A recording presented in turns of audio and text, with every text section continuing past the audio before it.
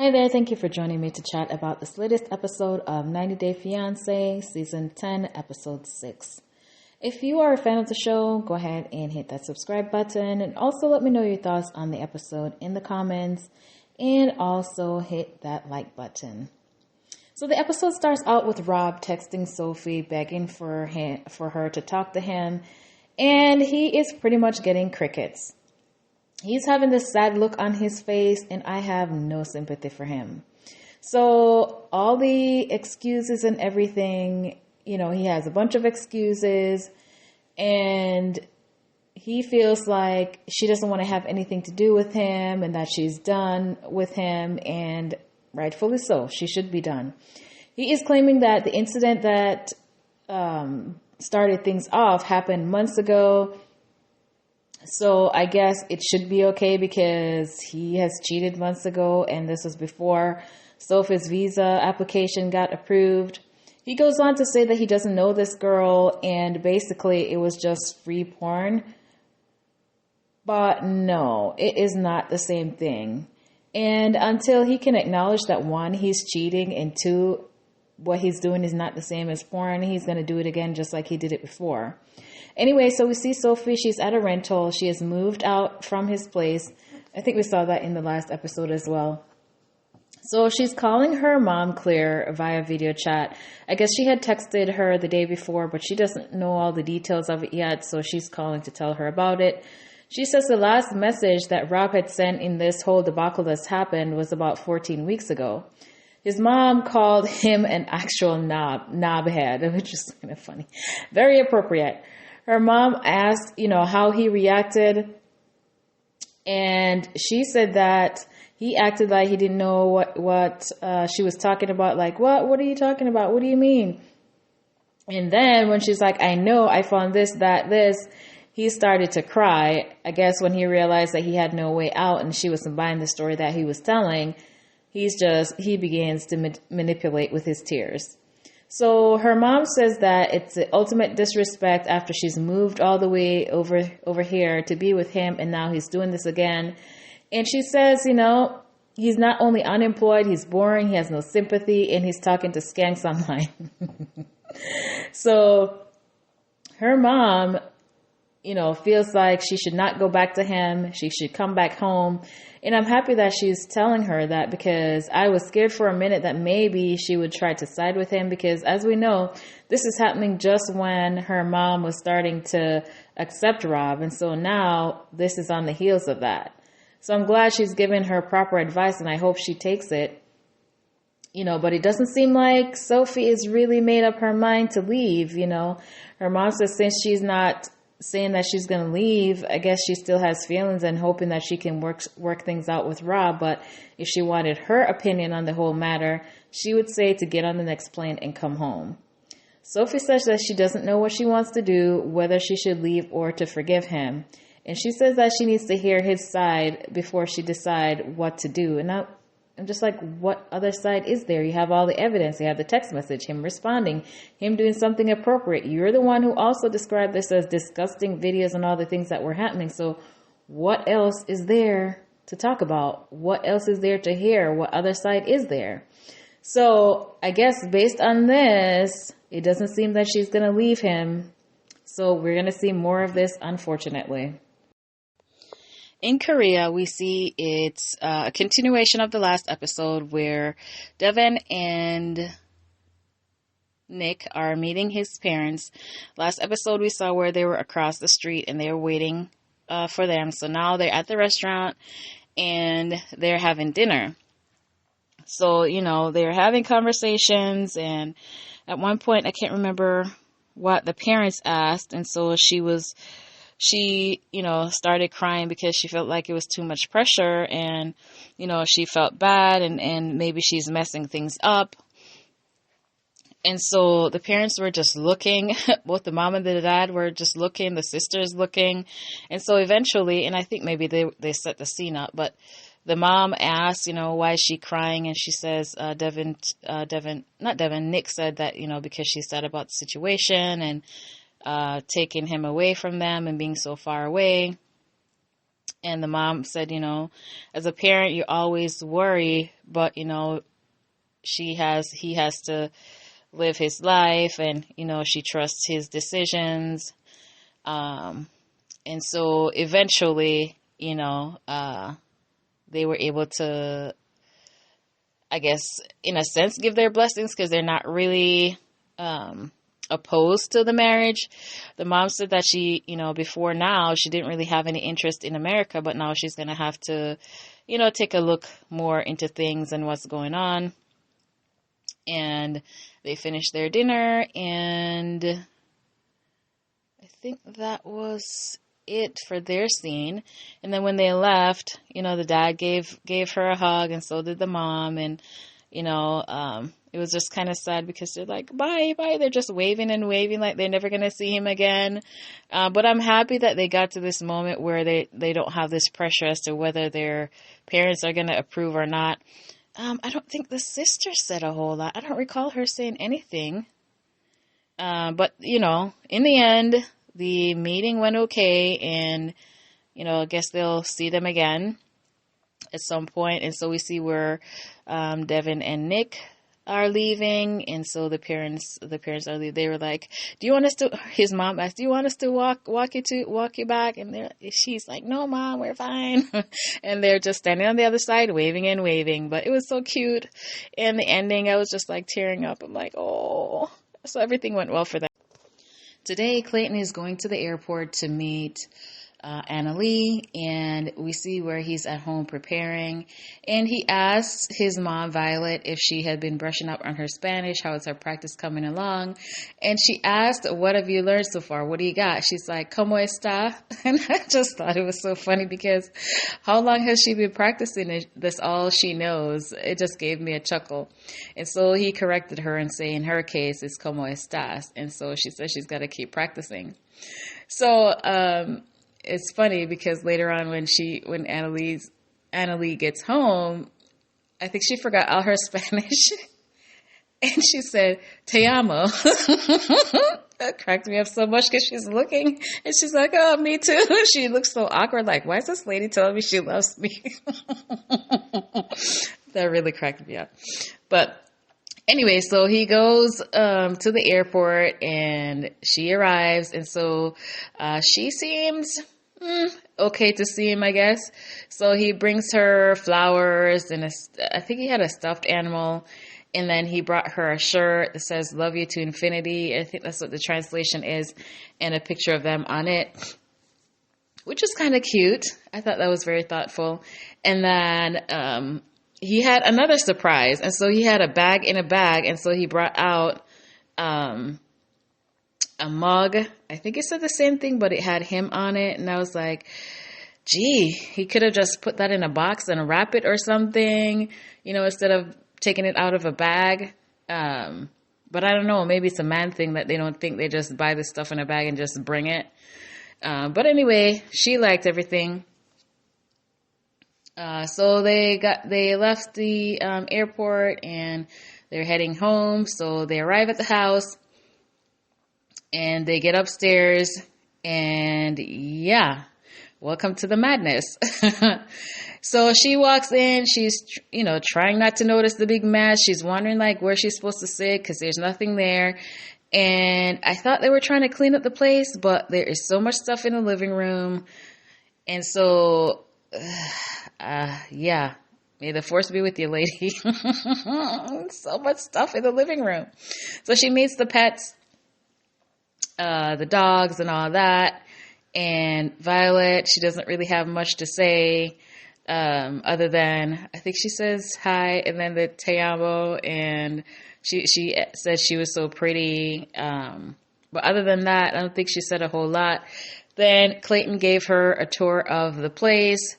So she met the guinea pigs, and yeah, she got the tour of the closet room. So Anali was saying, well, I thought when he said closet, he meant that the room was really small, but it's an actual closet. A closet is for like clothes and shoes and suitcases and stuff like that. Like, yeah, we agree, it's weird. She's in the closet. And I just noticed in this episode that it looks like there's a nightstand with products on it in the living room just outside of the closet. So I guess that's where she's housing her stuff, because there's nothing that can fit in the closet but the bed. It's just a really strange setup. But he says that, he's not going to evict his mom, which, I wouldn't do that to my mom either. But, as somebody who's looking to start a family, get married, it's just not a setup that, is typical or a setup that you should have, because they won't have any privacy. And that's one of the concerns that Anali had, because, the mom is there.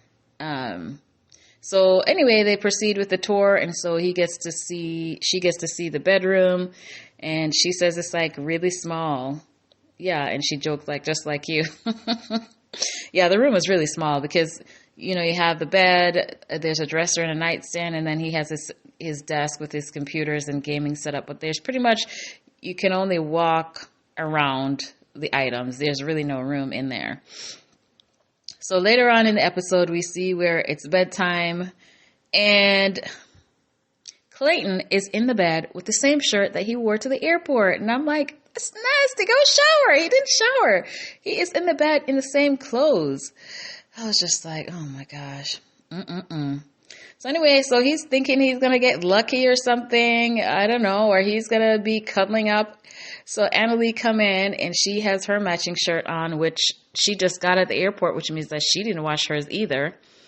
And so she brings out the stuffed animal and put it between him, because he was on the edge of the bed, and she asked him to move over, and he was like, well, this is my side. But anyway, he went over, and then the stuffed animal goes between him, and then she gets in the bed. And he was like, no. He was in the corner looking all sad like a little kid. She's like, yeah, I need my space. I was like, wow, this is different. She was like, yeah, she has her side separate from his. And she turned out the light and said, good night. That was hilarious. I had to laugh. I thought it was so funny because, like, who does this? Has any of the couples done this on their first night, where they're like have a border between the two sides of the bed? It was kind of funny. So I don't know what's going on here. But also, Clayton had mentioned that whenever he had girls over, that he had to like turn up the have some kind of music or noise on, because there's no privacy. I guess the bedroom sides or has a wall in common with the closet where his mom is. So it could be that, she's just not comfortable doing anything in that room yet. But it was just kind of weird that, she could still snuggle, but she's on the other side, the complete opposite side. As far as you can be on the other side of the bed, that's where she was, which, yeah, poor guy. Ashley and Manuel are back in this episode. So we see where when they first come on screen, the producers are asking Ashley what happened. You guys were just getting into it an hour ago, and she's like, oh, well, we had sex.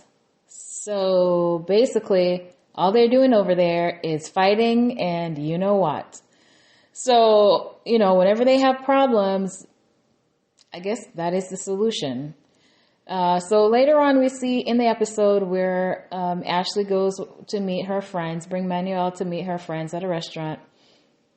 And so Ashley says her friends are skeptical of Manuel because, she has gone venting to them, and, they only remember the bad stuff. And this is why you kind of keep your relationship issues private, because they're only going to remember the bad things that has happened. Not that you can't talk to your friends, but you have to be selective in the information that you share, somebody that's really trustworthy and who can be subjective, to what's going on. So she goes on to say how he's short-tempered and he has an ego. But Ashley is also quick to blow up. I think she needs to do some introspection here, because he is not the only one. From what we have seen, she's the one who's blown up, and Manuel who is the one who's quietly taking the brunt of whatever it is. He's not saying a lot, and she keeps blowing up more and more whenever, he doesn't react. unless this is being edited out, I don't see where Manuel is being short-tempered with her, but maybe there's something else going on that we don't know about. So she's meeting her friends, Alicia and her husband, Sally. She knows a few words of Spanish, but mostly she still has to translate for them. Ashley mentions that, oh yeah, she had forgotten about, all the things about him, and she brings up his spicy personality. I think Alicia had said spicy, and so she agrees. And tells she says to them that he's just now getting to learn more about her being a witch. And one of the friends asked, how he's reacting to that. And she told them that he basically laughs. He thinks it's comical that she thinks she's a witch. And so I guess she didn't, the way she's conveying this, you can tell that she is upset and hurt by it. And so, of course, her friends are going to, feel a way that he's laughing about her, about their friend. And so this is not coming off well either, her telling her friends these things, and Manuel is right there. So she says she doesn't want to spend the rest of the 80 plus days that they have arguing. So now she's alluding to the fact that they're arguing at home. So this is another thing now that they're going to hold against him. So it appears that she's telling her friends a whole lot, because Alicia and Sully, who are the ones who's doing most of the talking in the friend group, Sully asks about the communication, are they, communicating, talking things out and working out their problems, or are they just having sex when they have problems? So that's exactly what they were doing at the beginning of the episode. So it's funny that Sully is asking this, unless this is a question that was given to him to ask. It seems like he knows the pattern that they've been, that of behavior that they're doing. Manuel says that she talks a lot, but he just listens. And then when he's listening and he's not talking a lot, she yells at him. So Manuel, after he says that, he asks, do they understand? And she says, yes. And then he says, am I right or am I wrong?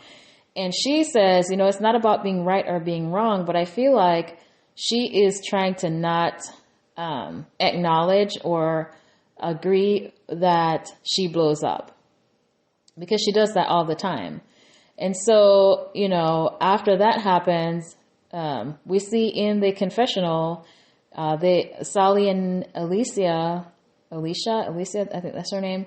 They were outside and they were saying that, how Manuel is controlling and that she's had these concerns for years. And so now that he's here, and nothing has changed, they're concerned about that. And so, if she knows that he's controlling, apparently this is what she's saying. I don't think she's revealed how he's being controlling. Not that I can remember, but this is the story that they're spinning. If she knows that he's controlling, then why bring him here if this has been going on for years and years? I guess she's thinking that him coming here is going to change that. I have no idea.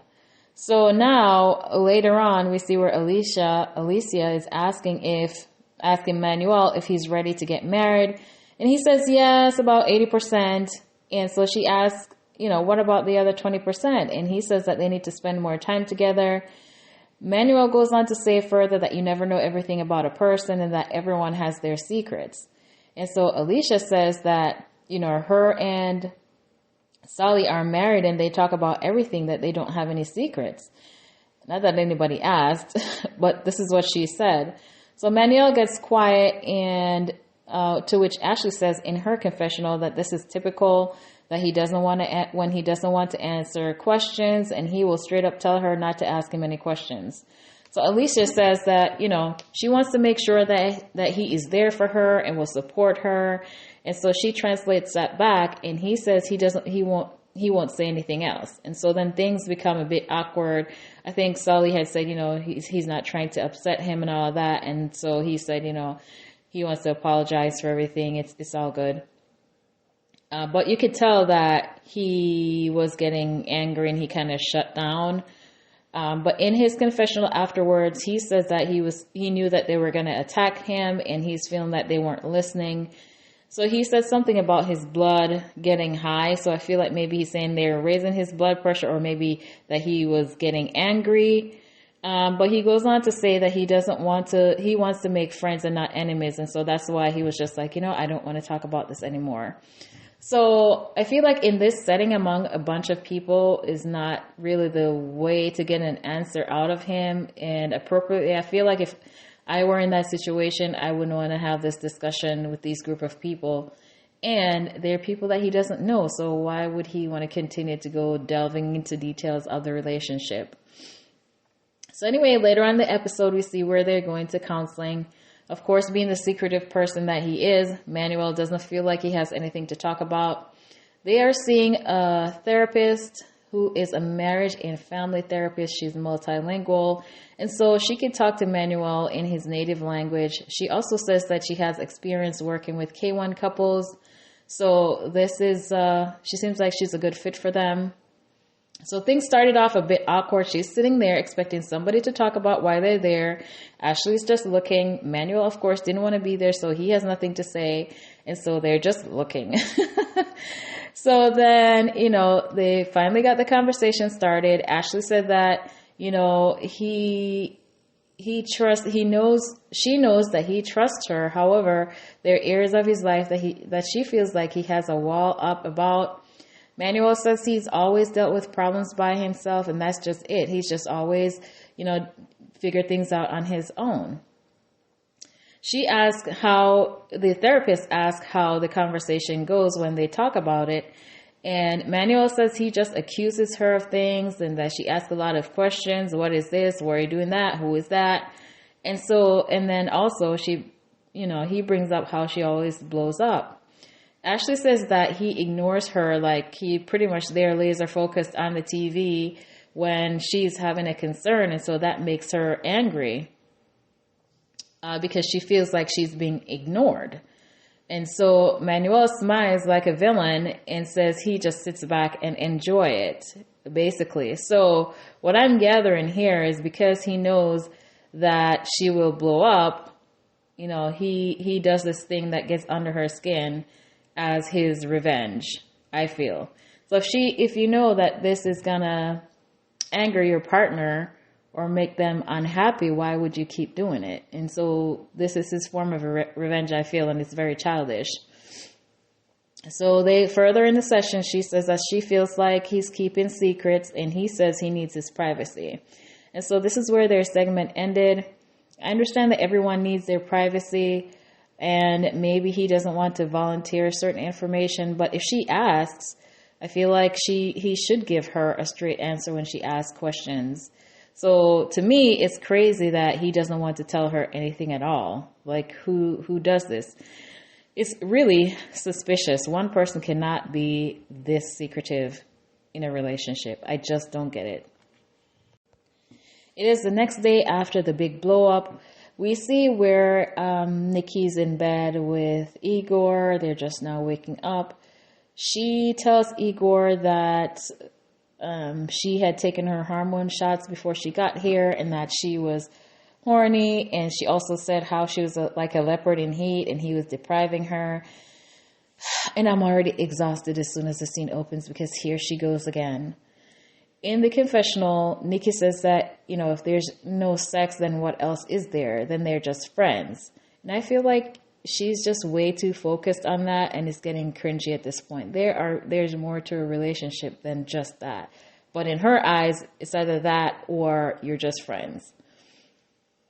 In response to the remarks that she said about just being friends, Igor says, why don't you get a professional in sex? Let me get my Igor voice. Why not get professional in sex? No, that didn't sound right. Anyway, so this is what he said. Why don't you go find a professional person who's better at sex than me, or who can keep up with you, or who can do it the way you want it done? And she was like, really? Honestly, I don't blame him because of the way that, she's hounding him all the time. It's pretty much harassment. So in the confessional, they reveal that they finally did the do. Igor asked how it was last night. Did Nikki say amazing? Nope. Did Nikki say wonderful? Nope.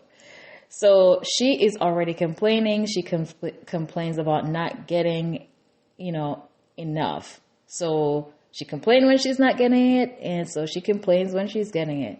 She says that just as they were getting into it, it was over. She says that there's still something that she is missing in the confessional. And so basically she's alluding to oral. So basically she is giving to him and he is not returning. So yeah, this is another problem now. So it's like, where does it end? She gets it and then she's complaining. And then what's next? She's going to get that and then she's going to have another complaint. I just feel like it never ends with her. Igor says, she says that Igor asked, was last night good? And she says, yes. After he kind of fished for that, he got that out of her.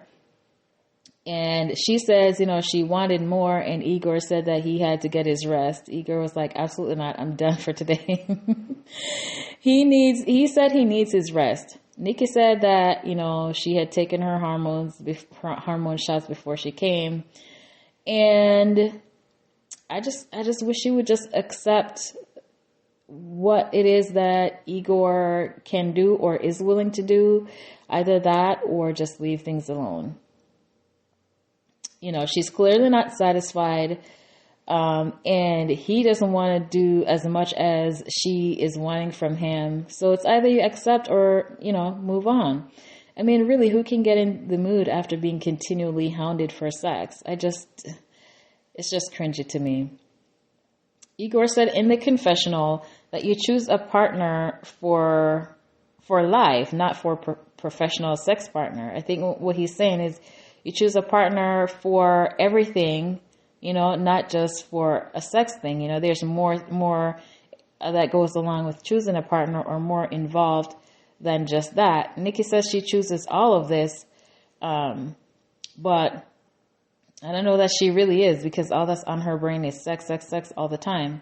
Then Igor goes on to say he doesn't have much experience. And she was like, really? Really? And I have to say, I agree with Nikki because they were together before. They're together now. It's the same person, same person. And you did just fine when you're together before. So clearly something has happened between then and now, which we know what it is. So, but the excuse of inexperience doesn't apply here. I don't know why he said that. She says that she feels like he's unsure of being with her and it's making her upset.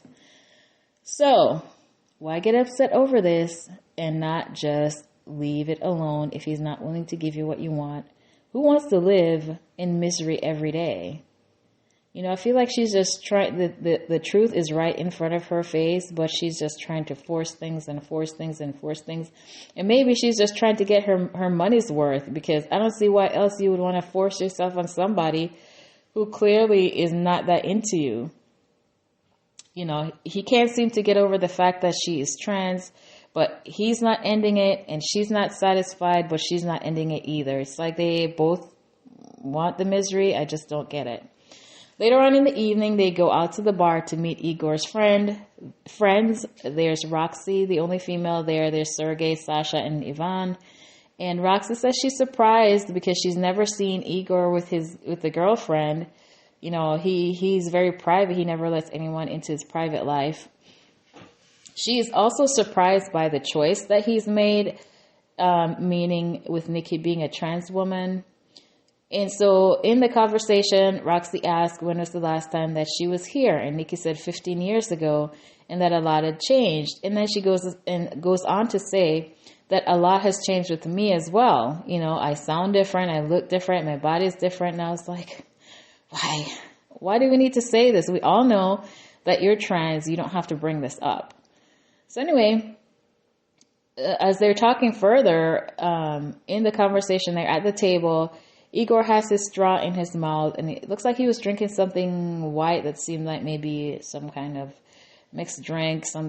Could be pina colada. I don't know what it was. But it was something white and at the end of his straw, and she reaches over and I guess sucks off whatever was on the end of the straw that he had in his mouth. And I was just like, oh my God.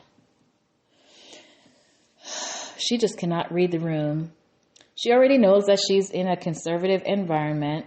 She knows that Igor has lost a lot of friends due to being with her, and this is how she's behaving in front of the few remaining friends that he has. I just feel like, there's a time and place for everything. And she just, where's the decorum? Really, where is it? Igor reveals that in the beginning, he didn't know that she wasn't really born a woman, which was news to Roxy. I guess he didn't reveal that to her. He says he just saw a beautiful woman, and when she revealed to him that she was born a man, it was very shocking to him, and he didn't know how to handle it.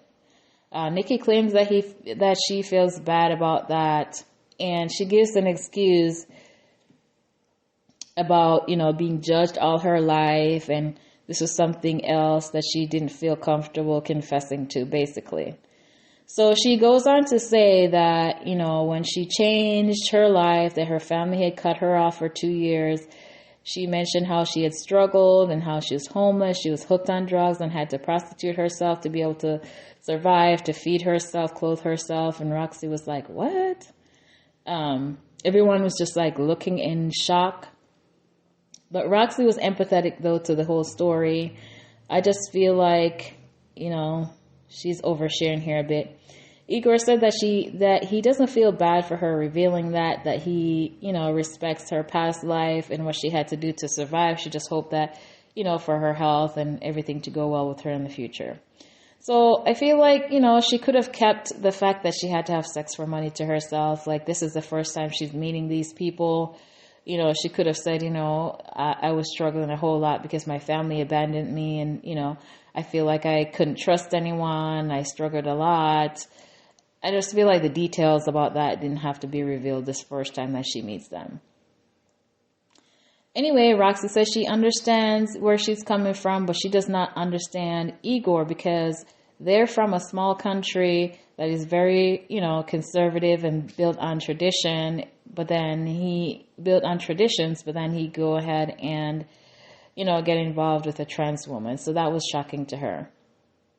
Anyway, later on, Nikki asked Roxy to accompany her to the bar. And so when they get to the bar, she is griping about Igor not wanting to have a lot of sex. And she asks about Moldovan men and oral sex, I think that's what she was asking about. And, whether they do it or something. And how she was also griping about how she's not getting enough sex and all that. And so I think Roxy says, yeah, they do that. And Roxy asked if she had talked to Igor, and she says yes. And so she asked her, what did he say? And his response to her was like, I need more time, give me more time, give me more time. And Roxy says that's not an answer, which I agree. It's either, if he doesn't want to do it, then you're going to have to accept it or not accept it. And if he doesn't want to do it, he needs to be straight up and say that as well. Give me more time is not an answer. What is he expecting to change with time? It's either he wants to or he doesn't. Meanwhile, at the table, his friend Ivan was asking a lot of personal questions. He was asking about how Nikki was in bed. Igor says that she's a sex machine. And Ivan said, for them, normally the woman is the submissive one.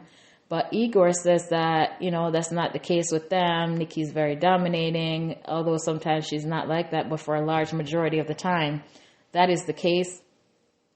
Ivan asked if Nikki has a penis, and he said, come on now, no. He says that when she's naked, he can't tell her apart from anyone else. But the fact that she used to be a man kind of gets into his head a lot. When he thinks about that, he can't, it kind of prevents him from being able to perform. And it's hard to get the thoughts of her past or her being trans out his head when she continually acts like a man, basically because of the fact that she's so demanding, she's so driven by sex, she's so controlling, she's so dominant. And I could totally see that, because if he's not attracted to men and you're getting a male energy, that can totally throw you off from, wanting to do anything like that. So he has decisions to make. He's not going to be able to change Nikki. Nikki already told him that, she's not going to change who she is. And so this seems to be a huge problem that's not going to go away. So they seem to be just trying to force things to fit, and it's just not going to work. Jasmine and Gino goes to meet his family. I thought they were going to go meet at somebody's house, but instead they're meeting at a bocce ball place. So they meet Gino's brother Tony and his wife Lori, the infamous sister-in-law, and then also their cousin Dana and his wife Michelle, and then there are some other family members too, but I don't think they revealed who their names were. Jasmine says that everybody's nice, but she feel like a prey with animals laying in wait to attack. So she's just waiting for the attack to come. So they play a game of bocce ball, and Gino says that his family are pretty much bocce ball addicts, are fanatics, because they play all the time. They even have a tournament at their family reunion where they get-togethers, and so everybody in the family, that's their thing. Jasmine seems to have a nice conversation with Michelle, who's Dana's wife. She seems really genuine. She asked how Jasmine was doing, and asked her, Jasmine was saying how she has to rely on Gino for everything because she doesn't have a car, she doesn't have a credit card, she doesn't have a debit card, she doesn't have anything. She has left everything behind. And Michelle says she understands, she's starting over, so it's going to take time. And then also, she offered her, to let her know that she could call her anytime she wants to talk or if she needs anything. So that was really nice. We see where Gino was having a chat with two of the men. It was Dana and one of the other guys. I didn't catch his name. So they asked how things were going. Gino says that it hasn't been roses. And so, of course, they ask for more details, like what's been happening. And so he goes and blab about the $4,000 that she used for surgery. Thankfully, he didn't say what the surgeries were because it was embarrassing enough that he was blabbing about that. So I'm glad he didn't say exactly what it was. So I feel like Gino shouldn't have disclosed this because it is not helpful. They're convinced already that Jasmine is a gold digger. So him going and telling them about how she spent this money is not helping. Dana thinks it's a big red flag, and the other family member says they worry that she's coming here to use Gino. And yeah, that's the expected reaction when you tell somebody that, this person had just taken money and used it for something else. That doesn't inspire, trust or faith in the person.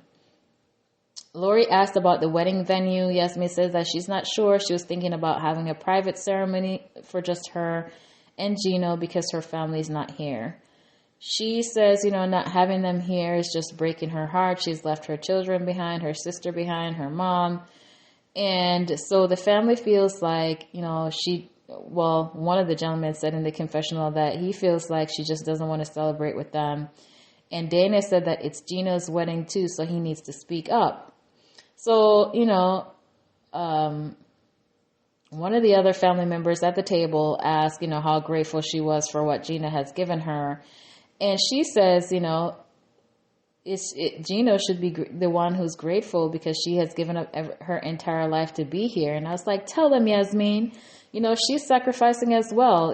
They're not, taking that into consideration. They're just seeing her come here, but she's leaving her family, everything that she knows, all her family back home.